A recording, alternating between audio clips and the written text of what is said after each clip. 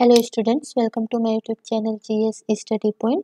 चलिए जो छत्तीसगढ़ के एंशियंट हिस्ट्री को कंटिन्यू करते हैं। और आज हम जो है मौर्य वंश, सातवाहन वंश और जो है मेघ वंश को डिस्कस करेंगे। देखिए, पिछले वीडियो में मैंने आपको बताया था कि उत्तर वैदिक काल में जो है लोहे का जो है प्रयोग स्टार्ट हो जाता है, जिससे जो है कृषि की जाती है और बहुत तरीके से औजार या हथियार भी बनाए जाते हैं। और ये औजार और हथियार जो है आगे चलकर जो है युद्धों को जो है बढ़ावा देते हैं। ठीक है, जैसे ही औजार और हथियार का जो है आविष्कार होता है, तो जो लोग होते हैं वो जो है अपने वर्चस्व के लिए जो है युद्ध करना प्रारंभ कर देते हैं। इसी के चलते आगे जो है 16 महाजनपदों का उदय होता है, जिसको हमने जो है भारत के एंशिएंट हिस्ट्री में पढ़ा था। तो इन 16 महाजनपदों में सबसे शक्तिशाली महाजनपद होता है वो है आपका मगध। ठीक है, जो वर्तमान बिहार में स्थित है।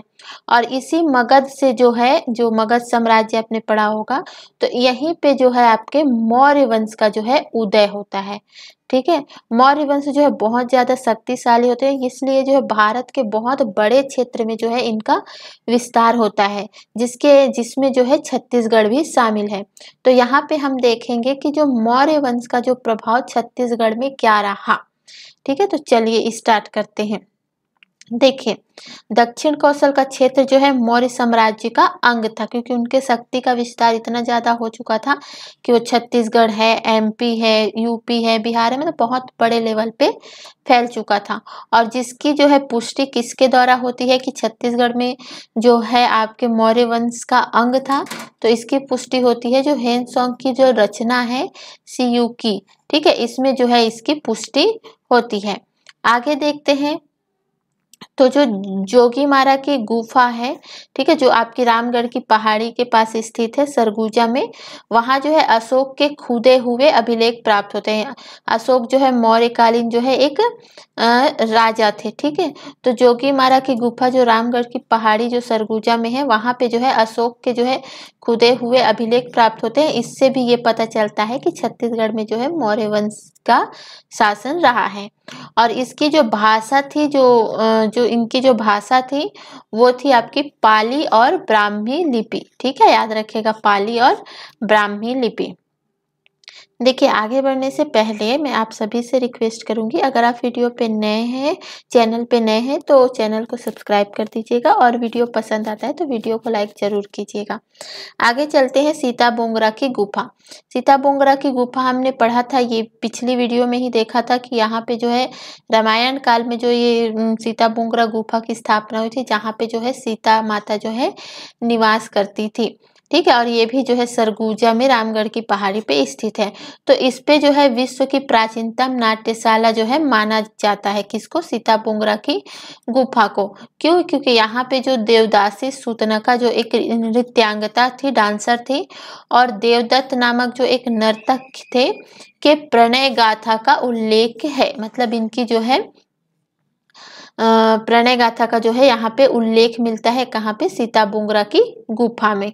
और छत्तीसगढ़ का जो अजंता है, वो जो जोगीमारा की गुफा है, इसको ही जो है छत्तीसगढ़ की अजंता कहा जाता है। क्वेश्चन पूछा जाता है तो याद रखिएगा कि छत्तीसगढ़ के अजंता के नाम से किसे जाना जाता है, तो जोगीमारा की गुफा, जो कहाँ है? सरगुजा जिले में, रामगढ़ पहाड़ी पर। ठीक है, मौर्यकालीन सिक्के जो है प्राप्त हुए हैं, तो मौर्यकालीन सिक्के जो अकलतरा है जो जांजगीर चांपा में है, ठठारी जो बिलासपुर में स्थित है, और जो बार नामक स्थान है वहां जो है मौर्यकालीन सिक्के प्राप्त हुए हैं। तुरतुरिया जो आपके बलौदा बाजार में है, ठीक है, यहाँ पे जो है बौद्ध भिक्षुओं का स्तूप प्राप्त हुआ, जिनको अशोक द्वारा निर्माण करवाया गया था।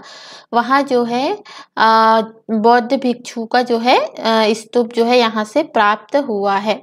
ठीक है, आगे देखते हैं, तो तारापुर है, आरंग है, उड़ेला है, यहाँ पे जो है पंच कॉइन या आहत सिक्के जो है मौर्यकालीन प्राप्त हुए हैं। ठीक है, आगे देखते हैं, कपारपुर है जो सरगुजा जिले में आता है, यहाँ पे जो है अशोक लठ जो है प्राप्त हुआ है। तो इस चीजों को आपको याद रखना है, डायरेक्ट जो है क्वेश्चन पूछे जाते हैं। आगे चलिए देख लेते हैं, आगे जो है सातवाहन काल को डिस्कस करते हैं। तो सातवाहन काल जो है ये जो है महाराष्ट्र क्षेत्र में आता है, ठीक है। महाराष्ट्र के जो शासक रहे हैं तो इनका प्रभाव जो है छत्तीसगढ़ में भी देखने को मिला था। तो इनकी जो राजधानी थी वो थी प्रतिष्ठान, ठीक है, जो महाराष्ट्र में स्थित है।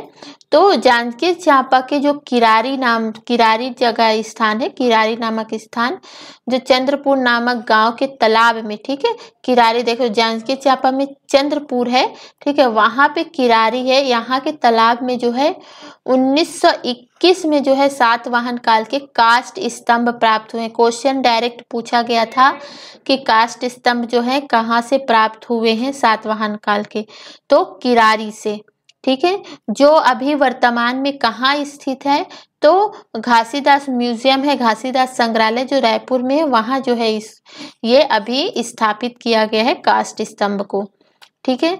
आगे देखते हैं तो सातवाहन राजा अपीलक की एकमात्र मुद्रा रायगढ़ जिले के बालपुर से प्राप्त हुई है। तो सातवाहन काल के एक राजा थे अपीलक, उनकी जो मुद्रा है वो जो है बालपुर से प्राप्त हुई है, ठीक है। रोमन कालीन स्वर्ण मुद्रा, ठीक है, रोमन कालीन जो रोम से आती थी जो स्वर्ण मुद्रा, वो जो है बिलासपुर और चक्करबेड़ा से प्राप्त हुआ है। तो इससे ये पता चलता है कि सातवाहन काल में भारत का व्यापार जो है रोम में होता था। रोम जो है इटली में जो है एक स्थान है, क्लियर। और भारत में सातवाहन काल में जो है शीशे के सिक्के का भी प्रचलन था। सातवाहन काल में जो है शीशे के सिक्के बनाए जाते थे और जिसका प्रचलन रहा है, ठीक है। शक्ति जो जांजगीर चांपा में है, वहाँ एक जगह है गुंजी जी जो ऋषभ तीर्थ के नाम से जाना जाता है, से प्राप्त जो शिलालेख में जो है कुमार वरदत्त श्री नामक राजा का उल्लेख मिलता है। तो याद रखिएगा वरदत्त श्री राजा का जो उल्लेख कहाँ से प्राप्त हुए हैं, तो शक्ति के निकट जो है गुंजी है, वहाँ जो है प्राप्त हुए हैं। आगे देखते हैं तो सातवाहन शासकों में जो बौद्ध भिक्षु थे नागार्जुन, ठीक है, जो बौद्ध भिक्षु नागार्जुन के लिए एक 5 मंजिला भव्य संघाराम बनाया गया। किन्होंने बनाया था, तो सातवाहन शासकों ने।